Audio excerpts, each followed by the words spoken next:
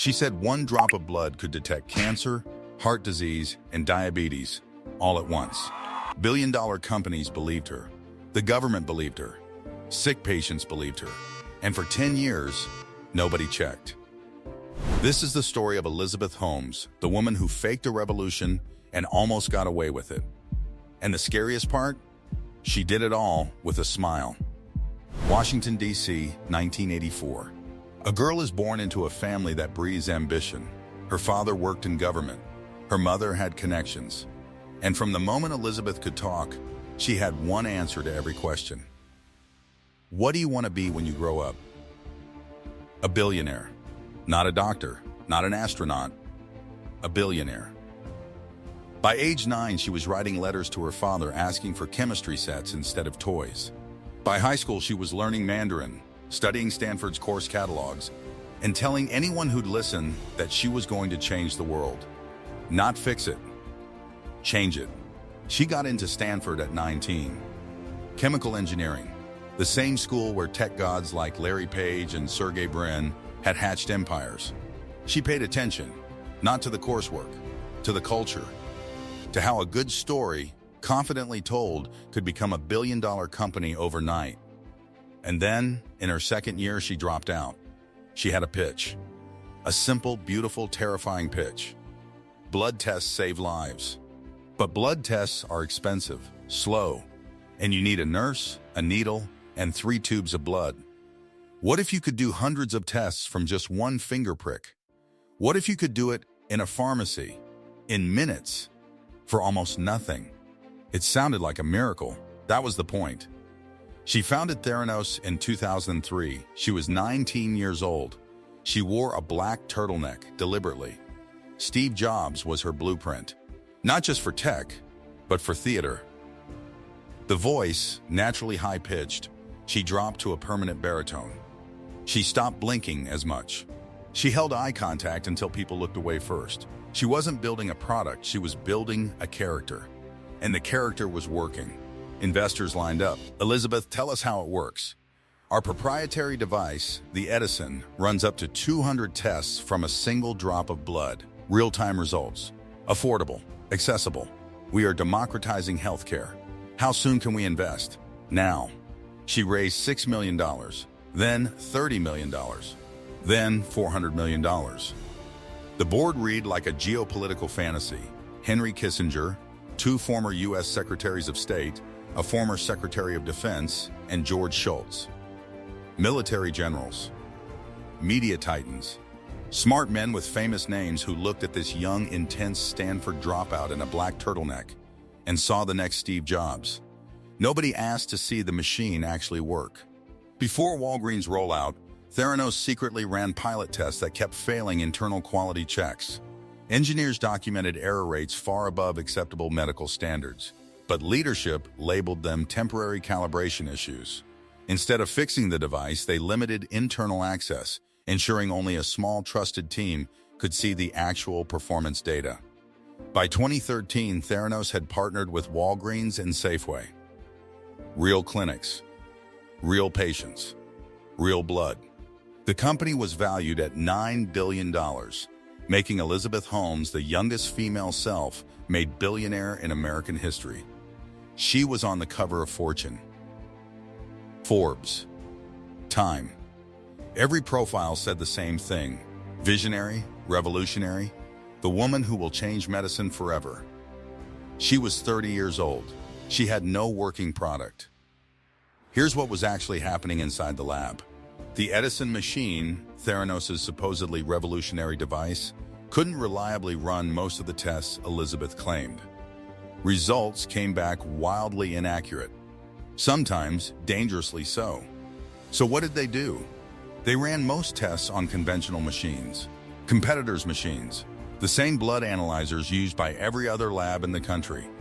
They just diluted the blood to make the tiny sample stretch, which compromised the accuracy further. And the results? They were sending patients false positives for cancer, false negatives for HIV, telling healthy people they were sick, telling sick people they were fine. But ma'am, your results show. It must be a glitch. We're recalibrating. Please don't worry. One patient thought she had a miscarriage based on Theranos results. She didn't. Another was told he had HIV. He didn't. A man received a result suggesting severe heart abnormalities. He spent months in fear before a real lab cleared him. Inside the company, engineers and scientists knew. Many raised alarms. They were fired, threatened with lawsuits, told they had signed non-disclosure agreements that would destroy them if they spoke. One scientist went to the FDA. His complaint went nowhere. Another reached out to a journalist. Nothing happened immediately. Elizabeth controlled the narrative completely. Inside Theranos headquarters, departments were intentionally isolated from each other. Engineers working on hardware had no idea what the software team was doing, and lab staff couldn't question executives. This compartmentalization prevented employees from seeing the full picture, making it harder for anyone to expose the fraud early. When regulators asked to inspect the Edison device, she sent them results from the conventional machines. When Walgreens asked for technical documentation, she sent glossy brochures. When investors asked pointed questions, she pivoted to vision. But Elizabeth, can we see the Edison in action? What you're asking is like asking Apple to show you the iPhone circuit board. Our technology is proprietary. What you should focus on is the outcome. Lives saved, costs reduced, healthcare transformed. They nodded. They wrote checks. Theranos also claimed its technology was being used by the U.S. military in Afghanistan to diagnose soldiers on the battlefield. In reality, the devices were never deployed in active combat zones. The claim impressed investors and board members, many with defense backgrounds, helping Elizabeth gain credibility without providing verifiable proof. In 2015, Wall Street Journal reporter John Carreyrou received a tip. A source inside Theranos. He started making calls. Former employees started talking, carefully in fear, from burner phones and anonymous emails. Carreyrou published his first story in October 2015. Theranos's blood tests were unreliable. The Edison machine barely worked. The company had been misleading investors, partners, and patients for over a decade. Elizabeth went on television immediately. This is what happens when you work to change things. First, they think you're crazy, then they fight you, and then suddenly you change the world. It was a prepared line, smooth and rehearsed, but the walls were already moving. Even after the scandal broke, some investors initially defended Theranos publicly, blaming media exaggeration rather than internal deception. This delayed accountability and confused the public narrative. It showed how powerful reputation and authority bias can be, where people trust high-status individuals even when clear evidence starts to surface against them. The Centers for Medicare and Medicaid Services inspected the Newark lab. What they found was catastrophic. Equipment failures, no documentation, test results that bore no relationship to clinical accuracy. They voided all Theranos test results from 2014 and 2015. They banned Elizabeth from operating any clinical laboratory for 2 years. Then came the SEC. Then the Department of Justice. Walgreens terminated the partnership.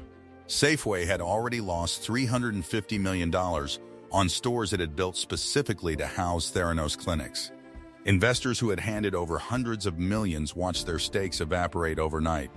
The $9 billion company collapsed to zero in under a year. Elizabeth's longtime partner and president of Theranos, Ramesh Balwani, was indicted alongside her. 11 counts of wire fraud. Conspiracy. The government argued they had knowingly deceived investors, patients, and doctors for years.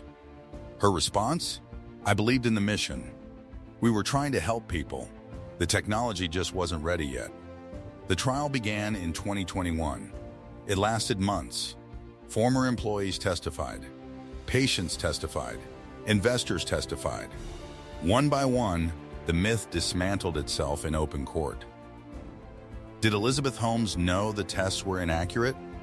Yes. Did she personally alter laboratory reports to make them appear as if they came from Siemens machines rather than the Edison? Yes. Did she knowingly misrepresent the company's military contracts? Yes. She sat in court composed, soft-voiced, her new baby on her lap in the gallery. She claimed Balwani had psychologically abused her. She claimed she genuinely believed. The jury deliberated for 7 days. On January 3, 2022, Elizabeth Holmes was found guilty on 4 counts of criminal fraud. She was sentenced to 11 years in federal prison. She appealed. She tried every legal channel available. In May 2023, she reported to prison. Balwani received 13 years. He's still serving. The patients who received false results? Many received apology letters. A few received small settlements. Most received nothing. There is no full accounting of how many medical decisions were made, surgeries delayed, treatments missed, panic-induced, based on Theranos results. That number may never be known. She raised nearly $1 billion on a lie. She put sick people in danger. She built a company worth $9 billion on machines that didn't work. And even today, there are people who believe she was treated unfairly. That she was a visionary who moved too fast. That if she'd been a man, it would have gone differently. Maybe. Or maybe we just love the story so much, the dropout, the turtleneck, the obsessive vision, that we keep inventing heroes out of people who are very good at performing heroism. She didn't discover a cure. She discovered something more durable, that if you sound certain enough, for long enough in front of the right people, the truth becomes optional. I was just trying to help people, she said. The patients are still waiting for the refund.